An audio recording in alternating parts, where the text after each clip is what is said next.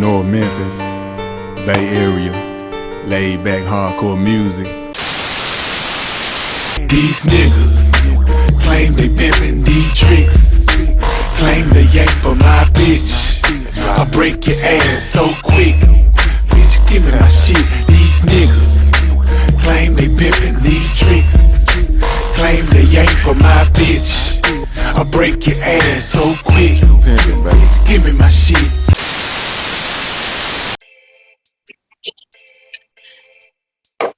Welcome to the Gat Dam Channel, man. You got your boy Red in the building, and I got another special guest, Warren B, Pimp God. What it do, family? What's up, fam? I'm chilling, man. I'm in the building. Man, nothing much, man. Nothing much, Yes. man. You looking good over there, man. You shining. Hey, thank you. Yes, sir. Yes, sir, man. Appreciate it. Hey, I came into your content probably about maybe 2 or 3 months ago, man. And I said, you know what? This brother is definitely sharp. Something else that caught my eye that, correct me if I'm wrong, you got over 150 audiobooks. Yeah, I got like over 200 now. Wow. Yeah. And so it was weird because I was talking to my girl Bella, and you know, she works with me on the Gist. And you know, I do a lot of YouTube videos, I do a lot of creativity. And it's almost like Prince in the studio, because one time she made a comment. She didn't mean no harm, though. She was just like, you got to get off the YouTube treadmill.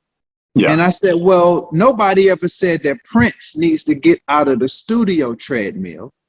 Nobody ever said Michael Jackson needs to get out of the studio or business treadmill. Yeah. I said, and then she jumped in and said, well, you know what, you're right, because when a person is creative, and they find their niche, then they're like a fish in water. You know what I mean? They're just going to do their thing. And so creativity is just something that comes natural to me. That's right. And if I see something or hear something and I'm inspired, then if I got an angle, I want to bring that angle. You know what I'm saying? I'm not saying that I'm right. You know what I mean? I'm just bringing a different perspective that I feel might be lacking. That's right. That's right. Yeah. So I mean, I'm impressed, you know. Oh, appreciate it. I'm gonna say this, brother. So when I hear the title Pimp God, right? Yeah. It's a couple things. Well, it's a few things that I think of. One, I think of someone with immaculate words. Two, I think of an authoritative figure. Wow. And also I think of an ideology. So if you would, in your own words, brother, what is Pimp God? Okay. Okay, so PIMP is an acronym. Player in Mac position. And basically, if you was playing chess, the game of chess is, number one, the first element of chess is understanding the mentality of the person sitting across from you. You got to know the moves because you shouldn't be sitting there. But you need to understand the mentality of the person sitting across from you. So therefore, whatever their strategy is, you're actually ahead of them because you know how they think. Okay, the game of life in terms of male-female relationships was actually created by women. So I define game as the expressed or unexpressed intention of an individual to gain an advantage over somebody else. Say that again, brother. Game I define as the expressed or unexpressed intention of a person to gain an advantage over somebody else. And so the tactics that women use to gain advantage over men are whore tactics. Agreed. So can anybody be a pimp? Of course not. You know what I'm saying? But anybody can learn how to reverse the game that women created. Because the game, essentially, women want to usurp a man's natural authority. So like when I'm on the phone with with a bank, and I'm talking about something, and the lady says, okay, well, Mr. Bowens, what is your what is your business name? I love saying it. You know, Pimp God. You know what I'm saying? It's Yes, like, sir. you know what I'm saying? What? You know what I'm Yes, saying? And it's sir. like, yeah, I'm actually incorporated Pimp God. Pimp God LLC. What's their normal reaction? It's interesting. One lady, she was like, okay, now what is that? You know what I'm saying? And so I said, well, first of all, I started with a book. I wrote a book called Pimp God. And I never called myself that. I just called myself Warren B. And then while I was on the phone with her, she actually looked it up on the computer. And she says, wow. So I told her about my books. So she was like, okay, well, I'm gonna definitely get one, from you. But you're right, though. It's definitely a masculine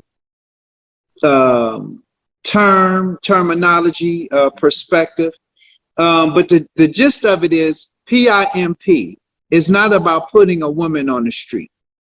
It's about understanding the game, which I often refer to as chess. The chess between you and women, the chess between you and society. You know what I'm saying? The chess between you and malevolent deities or spiritual wickedness in high places that's trying to break you down and make you submit to them. Mm-hmm. Understand the mentality of the person sitting across from you. Yes, and so my philosophy is I want to play to win. I don't want to play so that person says checkmate to me. I want to play so that I can say him. You know what I'm saying? And so that means Mac. Mac means winning. Player in Mac, winning position. And so, in other words, I see us on top. I see us. I don't see me just on top. I see us on top. You know what I'm saying? I see us balling. I see us winning. And, as long as we know the mentality now, I'm not saying that women are the enemy in terms of male-female relationships. Right. I'm saying that women have a nature, and their nature is chaos in and of itself. Right? That's not bad. Yeah. It's just their nature. And so once you understand it, I'm sorry, go ahead. Yeah. So it's about understanding their nature and making sure that you stay in pocket in terms of what your calling is and what your purpose is. And that's to lead her. Mm-hmm. That's to guide her. You know what I'm saying? And if she's not willing to acquiesce to that, then you drop the package and start over again clean. That's right, man. I was watching, I think your video you just uploaded to YouTube, and I'm piggybacking off of it. Okay. I think you said something in the grits of, okay, a woman has her nature, right? Yes. But you have to understand that's what she is, and you handle it accordingly. So there's no reason to be angry or frustrated. Nope. You feel where I'm coming from? So let me ask you this. This thing that you call game, I know what I get it. I know exactly what it is. Do you think this can be taught, or is this something like you're born with, or a product of your environment? Speak to me, bro. Yeah, it's something that definitely can be taught because it's tactical. It's tactics that your wife uses. I was talking to an older Black woman, and she said something that really, I always felt it and thought it, but she actually said it. And it was shocking. She said that married women, probably across the board, they keep a certain pressure on their men, on their husbands. And the pressure is actually designed to break you down, even physically, because of the stress. Yeah. Or did you send that out? Did you call did you make that meeting? It's like, damn. Chill, you know what I'm saying? Yeah. Give me some head, you know what I'm saying? Relieve this stress, you know what I'm talking about? Right. So I'm saying, but they do it on purpose, because if you have, done what you were supposed to do as a man and have something to leave behind, insurance, investments, savings, things of that nature, she breaks you down so that after she lays you to rest because of the stress, which might come out in the form of diabetes, or you need a dialysis, all the different shit. It's stress kills. Yes, sir. But she told me, she said they do it on purpose. They do it on purpose. That's game. The expressed or non-expressed intention of a person to gain an advantage over another person.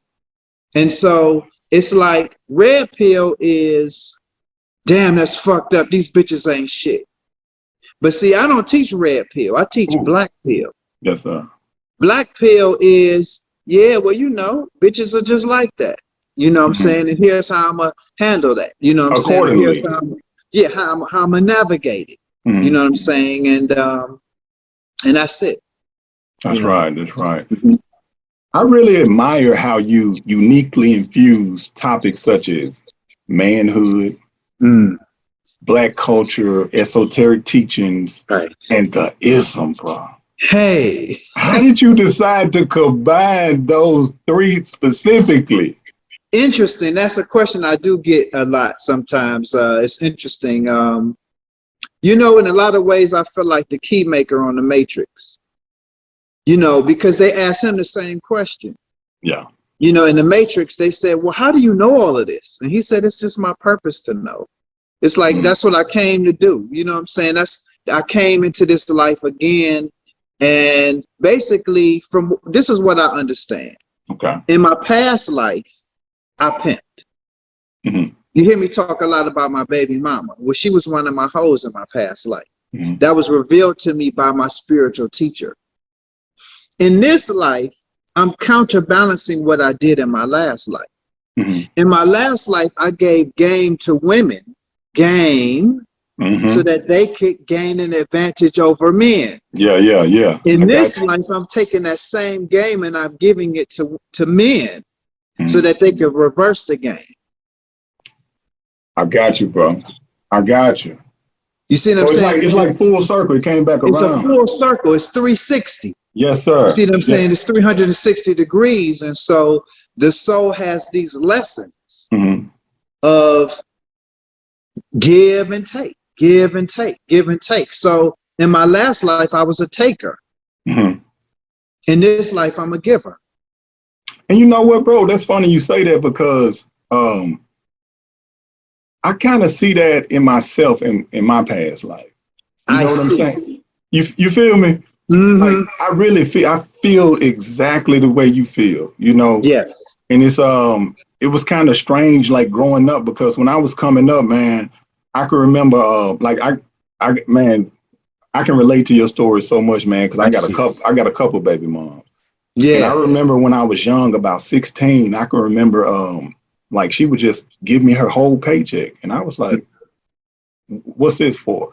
Look, you just have it. You just take it, you know. Right. I guess she saw something in me that I didn't see in myself at the age of 16. You feel me? Yeah, exactly. I thought it was strange, but as I got older, I started to figure out, I was like, you know what?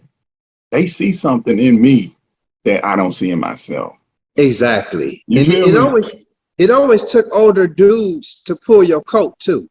Yeah. Like I used to be walking through the streets of Cleveland, you know what I'm saying? And I used to dress real flamboyant, like pimps do, you know, but I never thought of myself in that way per se. But I'd have on the baby blue, you know what I'm saying, shoes, belt, hat, you know what I'm saying, with the colors matched, you know what I'm saying, with the shirt. And every day was like loud colors. You know what I'm saying? In fact, I was on the phone a couple of days ago with an ex of mine. And she told me this out of her mouth, same thing what you're saying. She said, I used to like to go to the store and buy you fly shit and bring it home. This is her saying this out, you know what I'm saying? It was just something that she wanted to do. And basically, if something is in someone, even if they don't see it, old school dudes see it in you, but also the people who validate the game in you. It's not even dudes, it's women. Women are the ones that validate the game. Now they got the players ball and they got all that kind of stuff. That's nice, but that's players who recognize game in each other. But giving me a trophy doesn't validate me. Right. That's right. What validates me is the money that the hoes feel I should have. Get your high quality beats right now. We got them. Super affordable no matter what your budget is. We have WAV files, MP3s, and stems are available. So go ahead and click the link down below and get them right away.